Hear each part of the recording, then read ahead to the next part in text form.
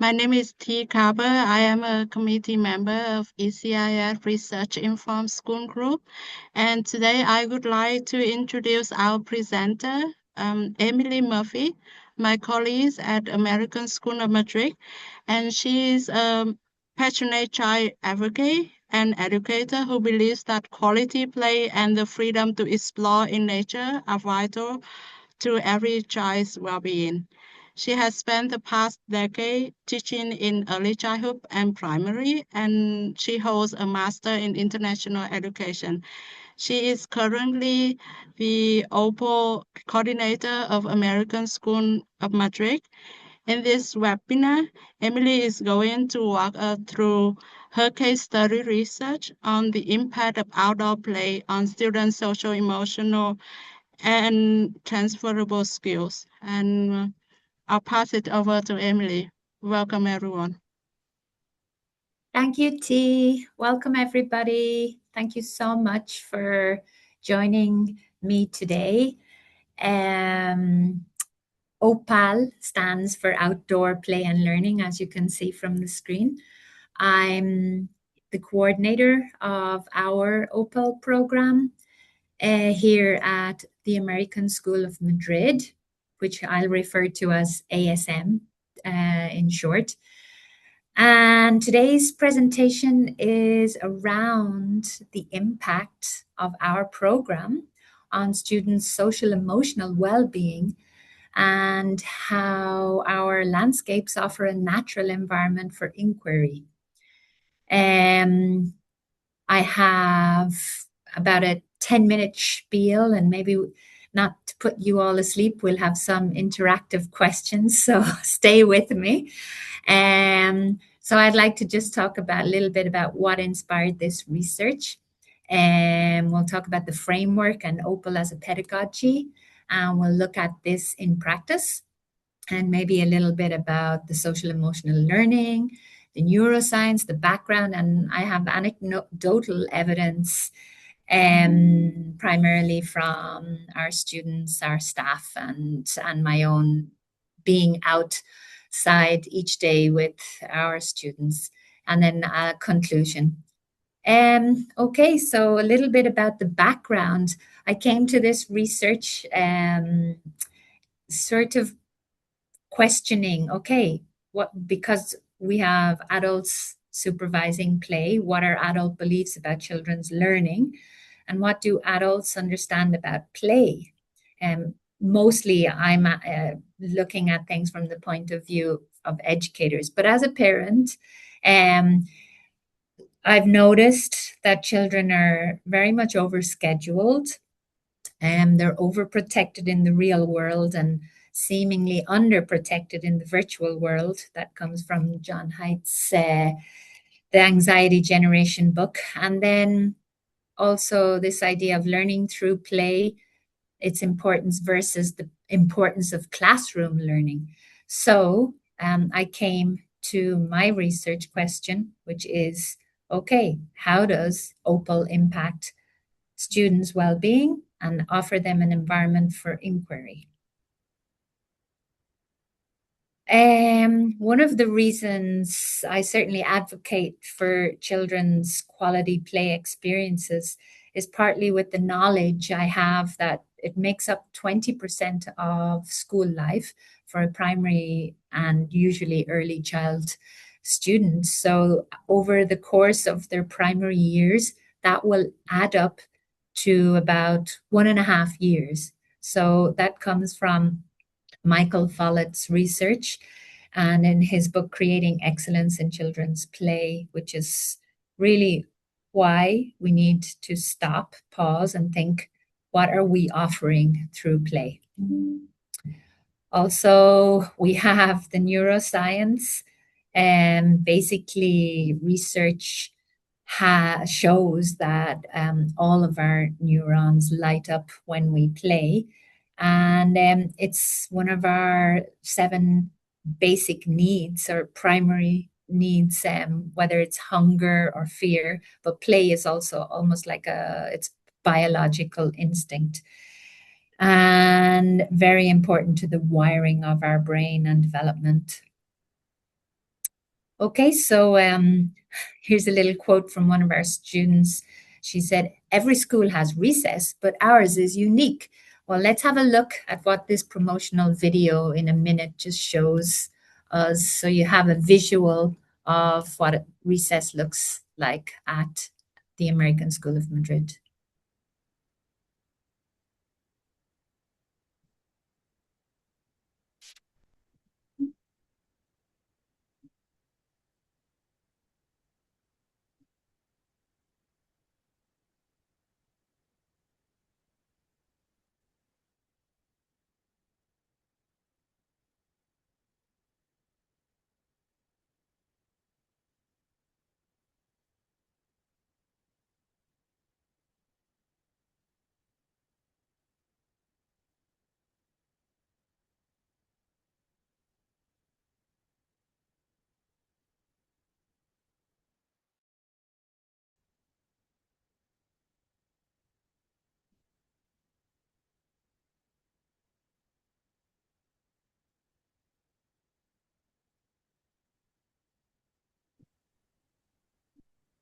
I'm sorry, Emily. I don't think the video is playing for us.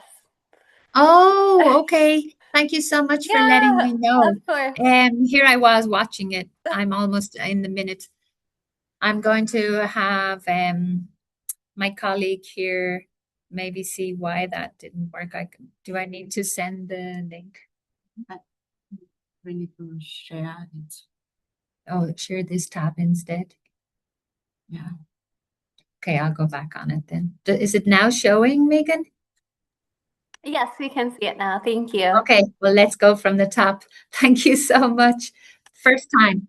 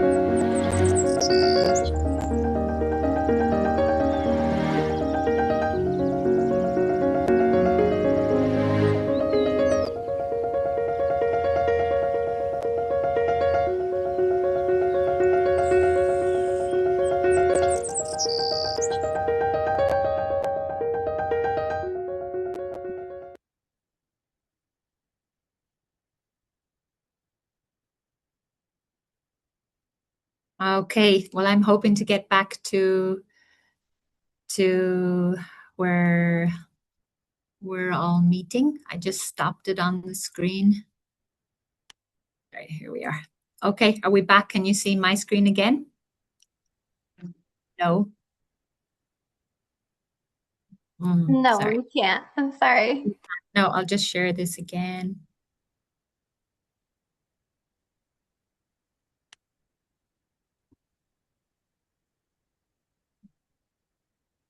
Let me just.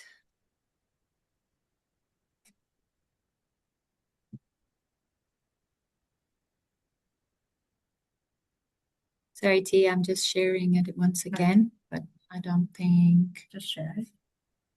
You know, I think you share it on time. Oh, yeah.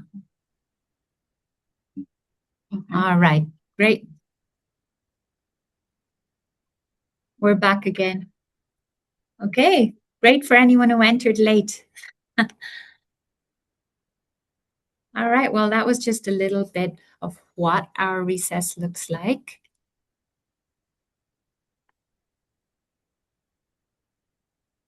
Okay, so to our OPAL is like a play framework that we use, and it's the right, not really a privilege, but a right for every child to play in a high-value play environment. And I'm not sure how many of you are familiar with the term loose parts, but they are materials that we try to have enough for every child to explore different kinds of quality play and creativity. So that's our framework. And as a pedagogy, play is valued and given the time needed to support whole child development.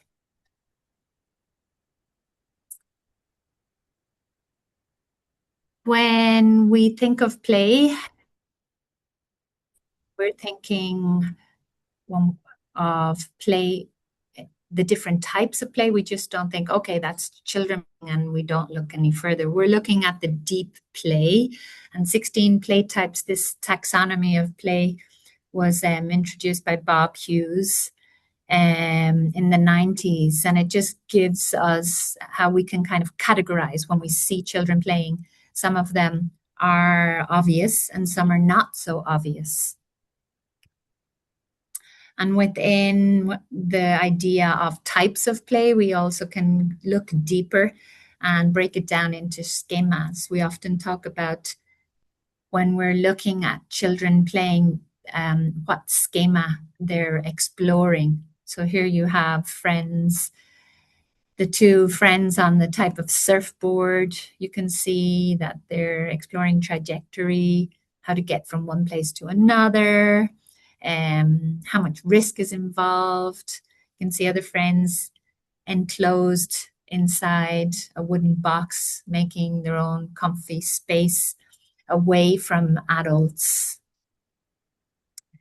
Yeah, so for 500 years, artists and the world have been depicting play and trying to understand play, whereas childhood has changed, but children have not really changed. This is just anecdotal from that painting, which is quite unbelievable.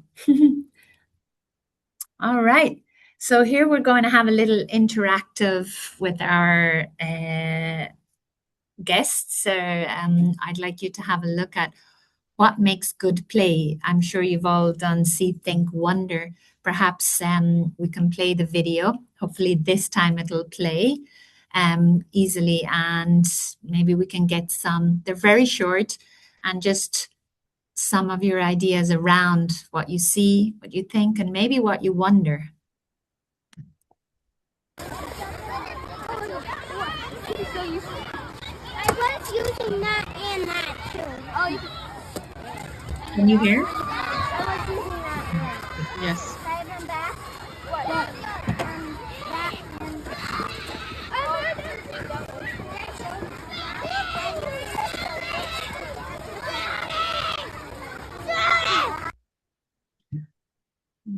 Okay. What are you making, friends? Cement. How do you make cement? With water. Santiago, ¿sabes que yo le empecé a levantar primero? No, tú lo empezaste conmigo. Ya, pero primero yo lo levanté y después me ayudaste. No, mira.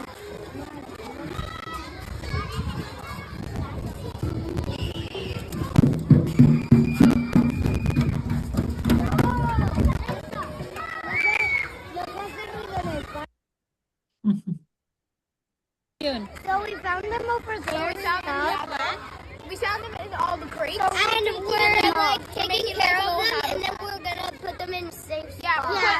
We made a little bathroom with a broken piece from one of the crates, and then we also made like a little dirt habitat, and then we made a whole like leaf thing to eat. Yeah, and sometimes they eat. Yeah. Okay.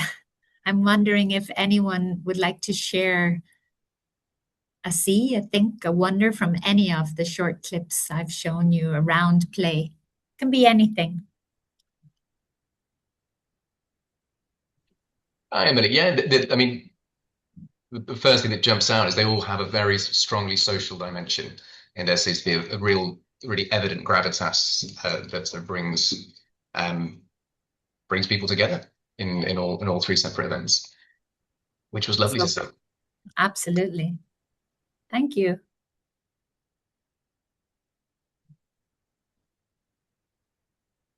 Any wonderings?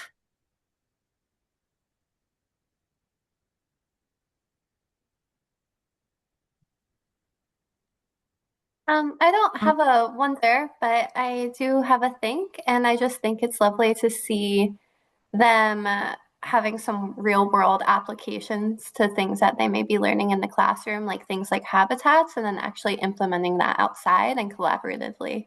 I thought that was really lovely too. Yeah, thank you. All right. Anyone else? We have time. I don't want to move so quickly. There was a lot. If you were to break down the different schemas within the play, so understanding play can make it much more enriching. Not just, oh, they're just playing. You can see the depth of learning behind it when you can understand it, because their worlds of imagination are so rich. Well, we're defining play a little bit, even the understanding what play can be, and from research and from experts, play is defined as freely chosen, self-directed, absolutely child-led, very little adult intervention. It's imaginative. Obviously, it doesn't need to reflect reality. Fun and joyful without any purpose, and actively engaged, physically, verbally, or even through observation. Sometimes we have friends who come with books, but even reading or just watching other people, that can be engaging for certain students and that's how they enjoy their play. Here at ASM, we sort of break it down into safe enough, social enough. That's a motto that runs through outdoor play and learning. We also align it with our values, our school values. We'd like to empower our students so they have agency and choice for every child. Loose parts, that there's enough for everybody to engage in deep play. It's inclusive and equitable spaces. So we often get asked, wow, your sports field has boys and girls on the field. That it's because we've created a space where there are equitable spaces and space for other ball games that both genders are interested in. I'm just adding this idea of the loose parts play theory. If anyone's interested, it comes from Nicholson in the 70s, which he called variables, but it was the more variables and materials we have, it's directly associated with how much creativity and inventiveness can be carried on. So we provide, you can see these materials are from, construction, leftover materials. And there's obviously risk-benefit assessments go on before using this. And all of our play facilitators and play workers, as you may know them, are trained. And it allows children to be safe enough and social enough. The next part of this presentation talks a little bit about the social emotional learning that happens through quality outdoor play and learning. I've taken this from Castle. Some of you may be familiar with this, where children are building their awareness, self-awareness, self-management. They are the decision makers within the play. And obviously we see a lot of relationship negotiation going on, even for children to ask to be allowed to play with certain groups or with the materials, and social awareness. So all of this, it's happening all of the time. And it's really where perhaps even more than the classroom, where so much learning about emotions and how things make you feel, and when you're collaborating, you're reflecting on, sometimes you'll just have to share. There isn't always material and the one you want. So all age groups experience lots of negotiation and building awareness through outdoor learning and play. So a little more before you go to sleep for the afternoon. How about some transferable skills that you might intuit or have seen or really believe? You mentioned something already, Megan, through the video clips, the short clips we had in practice. But just to give a list, what would you think off the top of your head? Some important transferable skills. Please. Hi, Emily. Hi, everyone. Hi. What I noticed, and I also typed in the chat there, they use different languages. They speak at their maybe first languages while they're playing, at their most comfortable languages. And I believe that this is a transferable skill. They can use trans languages in any class and outside their classrooms. So that one was the one that stood out to me. Great, thank you. Thank Yes, you. very important in international school settings. Anyone else? The other thing that I thought about, because you were talking about risk-taking outside, is that often schools talk about risk-taking within the classroom. And I think this kind of play helps students get comfortable with feeling uncomfortable, or maybe building their confidence to take risks once they actually enter the classroom as well. So I thought that was interesting. Absolutely, yeah. And adaptability, flexibility, yeah. Lorenzo, do you have anything to add? For example, the problem solving, finding solutions, and adapting strategies in play, they are fixing broken structures and creating new rules. We cannot avoid that. Students are making their own rules, So then they are breaking our own rules, but it's okay for them because they are learning through that. It's adapting strategies. Absolutely. Thank you. Yes. Just to add to all these ideas, also assigning roles while playing. This also helps them to transfer the skill while working in groups with their peers, how they can make those kind of decisions instead of teacher assigning roles to them. Yes, that peer-to-peer creativity and setting the parameters, and then the respect one earns around that, because typically leadership qualities come from that, and it's how you communicate that so that friends will be okay and on board, right? That's such an important skill. Well, we did make a list of everything you've all mentioned, these transferable skills, the social regulation we talked about, communication, which is like the skill, right, for life, collaboration, the problem solving, we mentioned it all, and even the risk assessment with these materials, learning to identify if it's right for you. Do you have the strength? Can you risk? Can you go beyond your comfort zone? That is key. And they can take all of those skills back into the classroom, obviously, and feel more confident about where they can go in their learning. Yeah, I have here, how that impacts academic success. I think as educators, we do see children in the outdoors, in their natural environments, really shining and creatively being themselves, expressing themselves.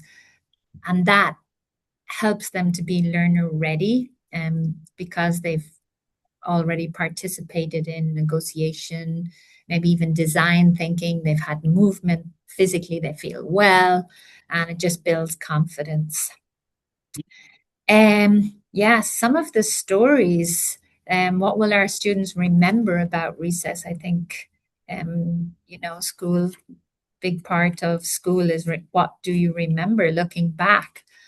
Well, I had some friends tell me I like to just sit in a quiet place and talk to my friends. So it's kind of important to just have a place where friendships can flourish and feel safe, right? And so it's important to provide those spaces. And obviously, we talked about the loose parts and their importance. And we've had friends say, I just love that we can build houses. And that sense of transferring their idea of what making sense of the world and having that being able to express that in their play. Yay! Well, I've sort of come full way around, as in I've shown or said how I believe outdoor play and learning impacts students' social emotional well-being in a positive manner, and how the natural environment is the perfect place for inquiry. I'm happy to try to answer any questions you may have, or maybe even share a takeaway that you might be able to use in your classroom or on the playground. I'm going to maybe take any questions. Excuse me. The Hello, OPAL is yes. What I learned now, the OPAL is a pedagogical approach, and it's not just a playtime. It is a structured educational model for outdoor environments become learning spaces for inquiry, social development, emotional growth, and academic readiness. So in my department, I am a PYP teacher. I always use in all subjects playing. And I observe during the play, they can get more easily the concept of the day. So from that, they can develop their social development, emotional, academic readiness, and inquiry. So I'm using always my inquiry methods in teaching. So now I've been a teacher for 35 years in the Philippines and in other abroad, and I found out that the IB curriculum is much more developing the inner self of our students.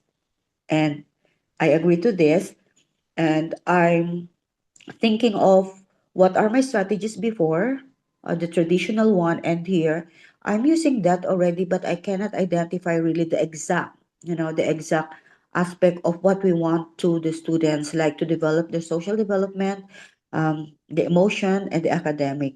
So overall, I really agree with the process of IB work in our school. Thank you. Thank you so much for sharing, Catherine. And I think your students must be very fortunate to have you use some of those strategies within the classroom. Yes, ma'am. They are happy with my parents. I always let them bring materials to do something about, like, for example, our lesson today is how the world works, and our topic is the phases of the moon. I let them memorize first in the discussion the eight phases of the moon in order, and then I let them bring Oreo to make the moon in the paper plates. So while they're doing, they are happy because they are removing the white color there in the Oreo. So then I let them bring a spoon. So they remove for half moon, quarter moon, like that, and full moon. Beautiful. So before when they are doing it, they are eating the parts that they are removing from the white part of the Oreo. So this makes them, I observe they are enjoying, and from that, they memorize already the phases of the moon in order. Great. Yeah. Emily, first off, I wanted to say it looks genuinely inspiring. I mean, I'm kind of feeling a degree of envy at looking at what Thank you've you. achieved. So congratulations. And I mean, it's clear that you know a tremendous amount. And I suppose one of my questions was how have you engaged staff, which I'm sure you must have done in order to get it to where it is now. Um, and I imagine that there has been training that's been delivered by OPAL, but you as the coordinator, how often are you refreshing or finding yourself having to re-engage staff? So that's kind of one piece around the professional development and engagement of staff. And the second piece was kind of a logistical element. What's the input required in terms of changing the loose parts? How often is that taking place? And maybe a sort of perhaps very silly part. I mean, the kids who are making cement, I imagine you finish playtime and you are caked in cement. So how are they getting cleaned up to go back into class? Have you extended your playtimes as a result? Not that I have anything wrong with that, but I just was curious, yeah, how that works. So maybe just some logistical reflections around the duration of playtime and how often you're changing those loose parts in terms of the input from a logistical perspective, and then yeah, the professional development side of things, how you've managed to work your magic on that front. Okay. Two very different questions. Let me start with the maybe the loose parts, the logistics there. They were early childhood children, and part of OPAL philosophy is definitely to experience all kinds of weather, and no such thing as bad weather, but the right clothing. So we very much encourage parental support around having a change of clothing. And no, we haven't extended any playtime to leave a lot of time for change. Children, typically in international settings, find the freedom behind being able to explore, and that's part, water and dirt, and that's amazing for them. If adults intervene, that would be stopping the play, and the learning would actually be halted. So because what we're essentially saying is, if you get dirty, you'll have to stop your play, and really how we do it is we just communicate that at time, that we know that with the parents, we communicate, have a change. And maybe if a child is from top to bottom soaking, they can change it towards the end of school, the end of the day. They can have a couple of minutes to go in, but we support independence around changing. And, so we do live in a climate that isn't too extreme, but this winter has been rainier than usual. We're not always out in torrential rain, but we will be out in small short showers or drizzle.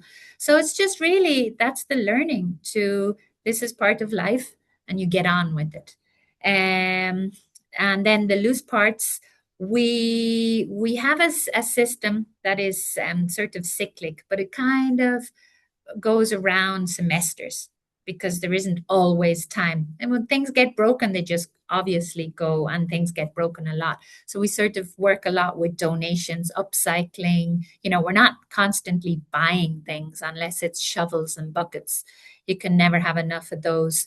But genuinely, when things are broken, they're trashed, and then we just keep stocking from donations. So it just gets into a flow after a time,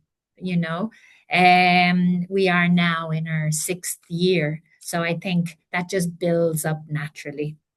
And then the children will take ownership and let you know what they need, or ask you, do we have this, or can we get this, especially in upper elementary. Okay, so engaging staff. We're fortunate enough to have a strong team here at ASM. Generally, our initial core team were our teaching and learning assistants.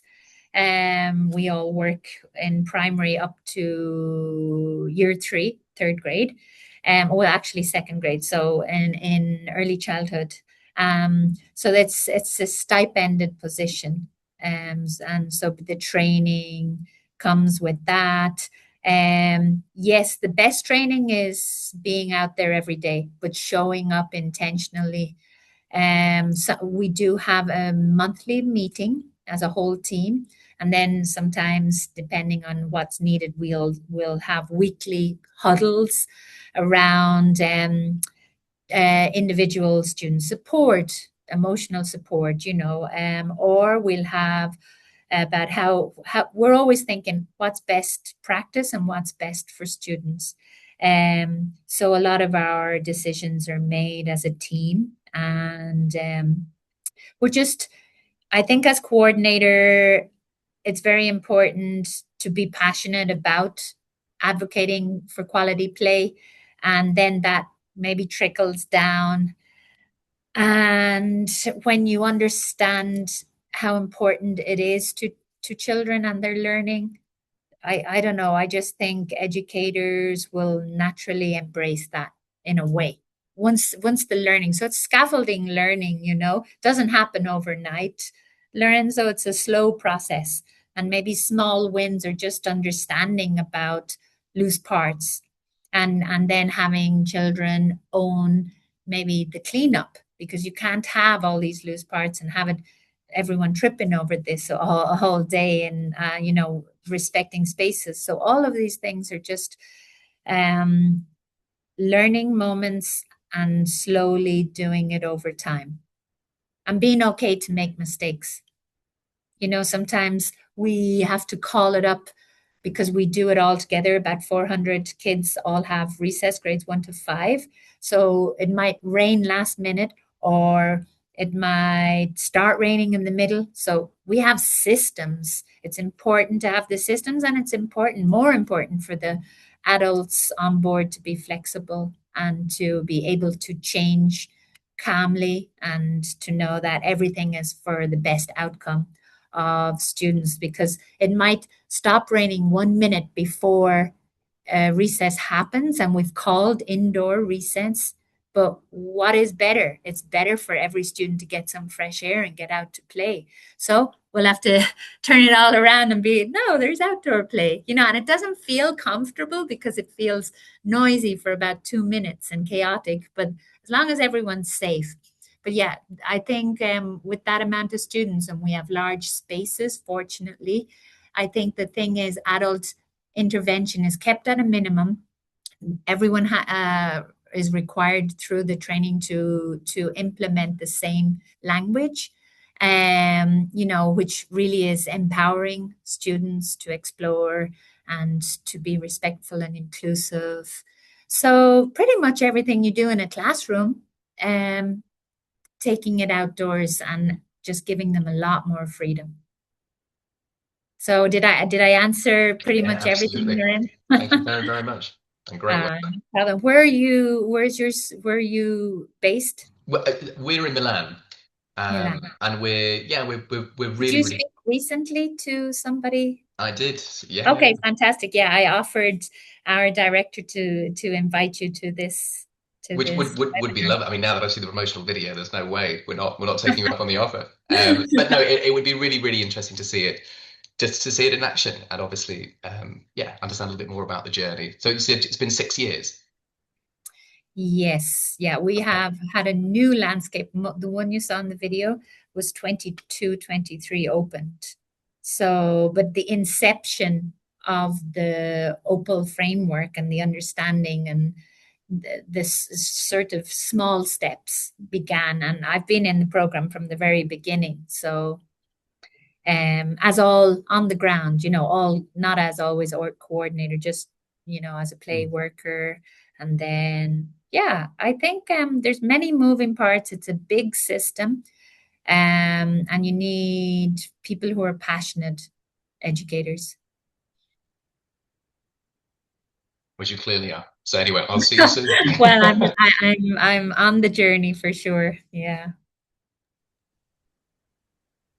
Thank you so much, Emily. This has been wonderful, and I agree, really inspirational and Oh, thank you. aspirational. I had one more question.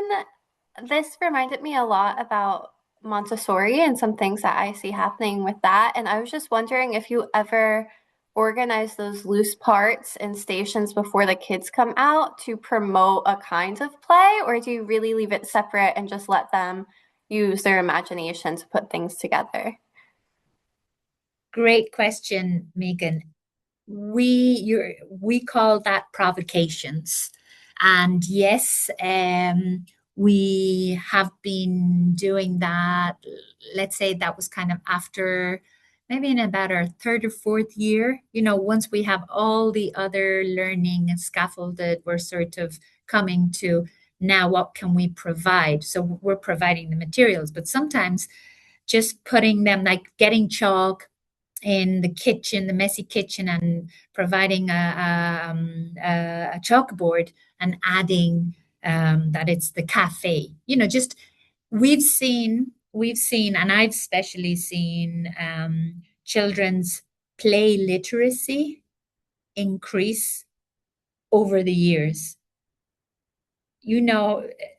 At first, yeah, you can provide all the materials you want, but if children aren't interested or they don't know how, you won't get all the deep play.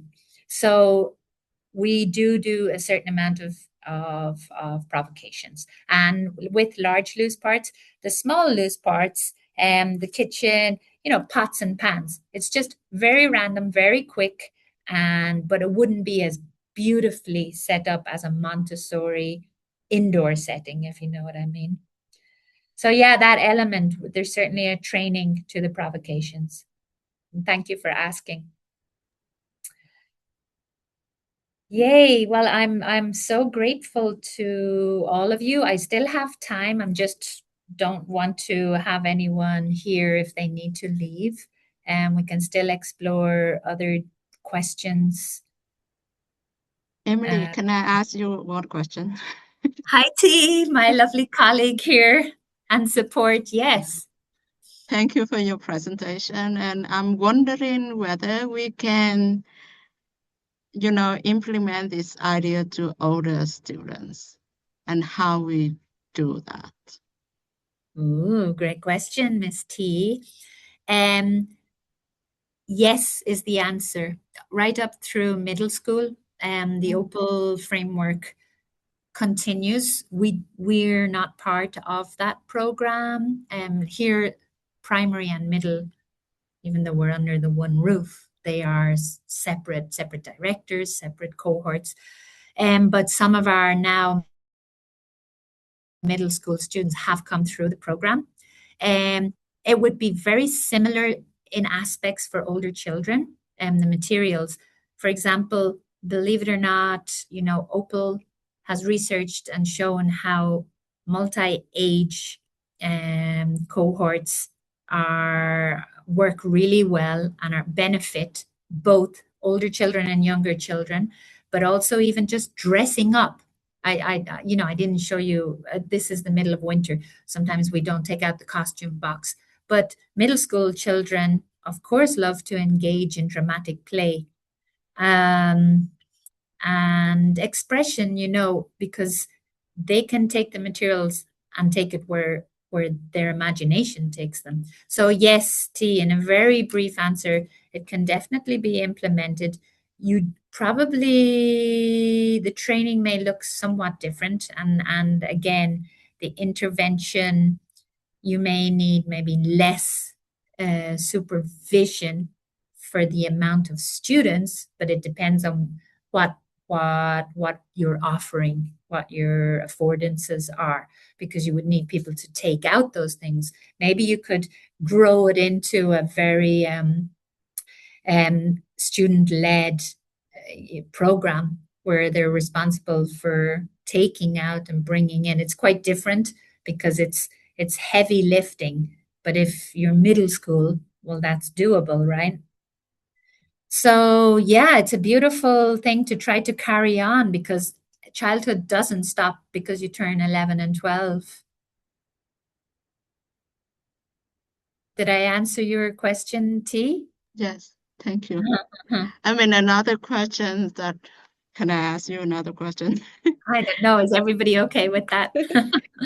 Like as a researcher, I'm thinking of like, because Catherine also, thank you for the chat, Catherine, like you talk about like the ATL skills and the learner agency. Yeah.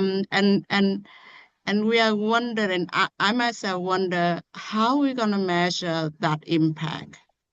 Like, do you have any measurement to measure that impact, Emily?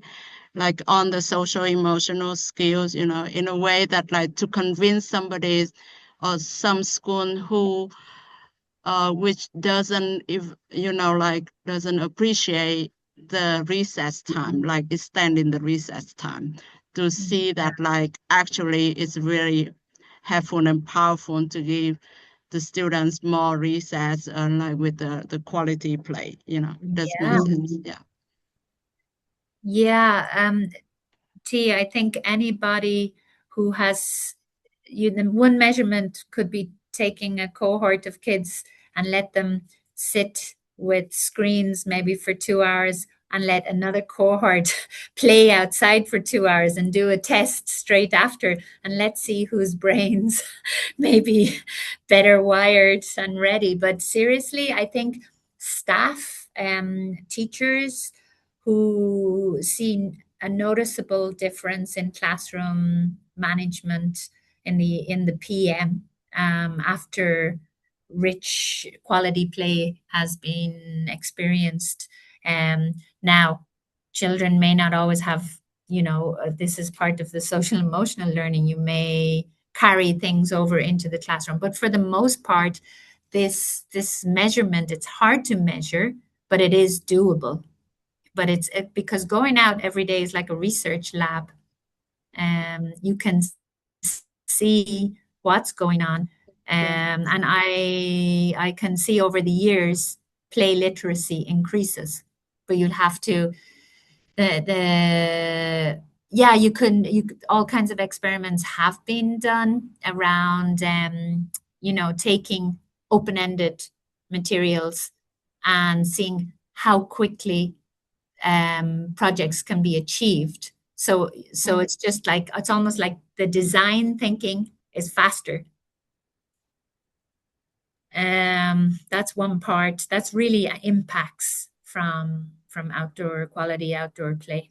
Yes. In addition, so as I know that OPAL as a natural inquiry environment. So as you said, it's a research. So they have to go out from the environment. So outdoor spaces encourage curiosity, observation, experimentation, and questioning. So on the first part of our lesson, on the first term, we went to we explore what do you call this, a park which there are so many plants. So I let them go out, explore. They now have to draw what are the observations, experimentations, and questioning. Then when we go back to the room, I ask them questions about what they see, what is this for, and what are the application of the plants to their lives. So children usually or naturally explore the materials like the movement, the nature, and the social interaction. So from that my grade 3 students are already curious enough to explain, to say something on what they see and what they observe. So we are now also mirroring the IB inquiry cycle. So before we start the lesson, we need to turning in.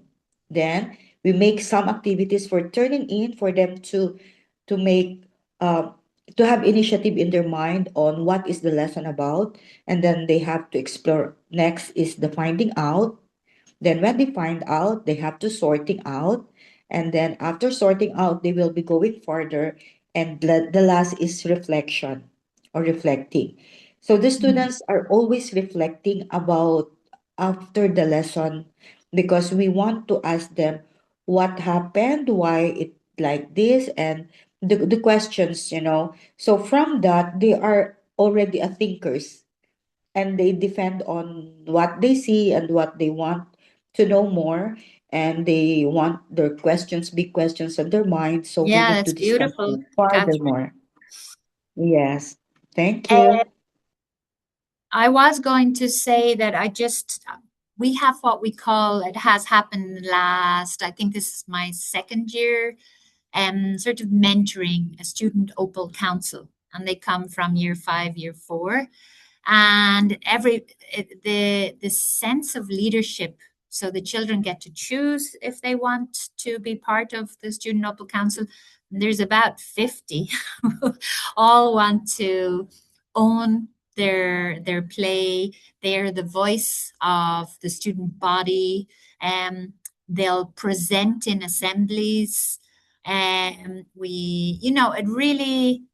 it's a beautiful thing to see peer-to-peer learning, and this leadership. And I wanted to say that I have a book right in front of me called Perspectives on Play, and it's a lot of research. I'm not saying it's an easy read, but if you wanted to have a more in-depth, I'll put it in the chat, an in-depth idea of like research done on play. It talks a lot about every different pedagogy. Thank you. But I'm yeah, interested with that.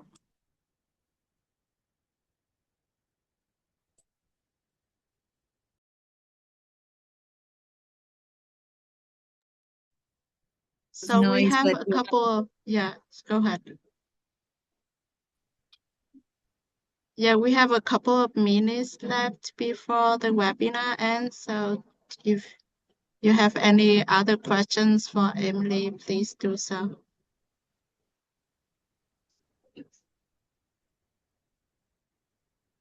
you put that in the chat.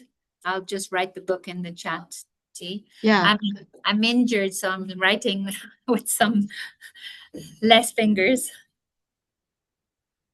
And Emily, would you be willing to share your research on play, the PDF file, if you're willing to do so? Oh, yes, I have another research paper written around outdoor play. Yeah, sure.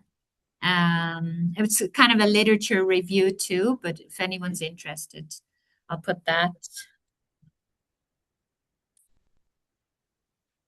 Play.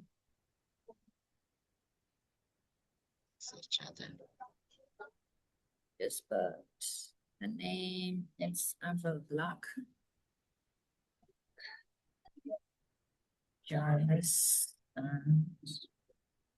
can send that on Emily Murphy. Oh, absolutely. Yeah, please get in touch. Are you? Yeah. Great. Yeah. That's probably easier too. If they send me an email, I'll be able to get that as a PDF. Great. Okay. I'm so grateful to everybody, and I wish you, thank you so much, every success with outdoor play and learning. Thank you for coming to the webinar. Thank you. Have a nice day. Take care. Thank you so Thank much. you so much, Take care. Thank you Emily. so much. Keep up the great work. Bye.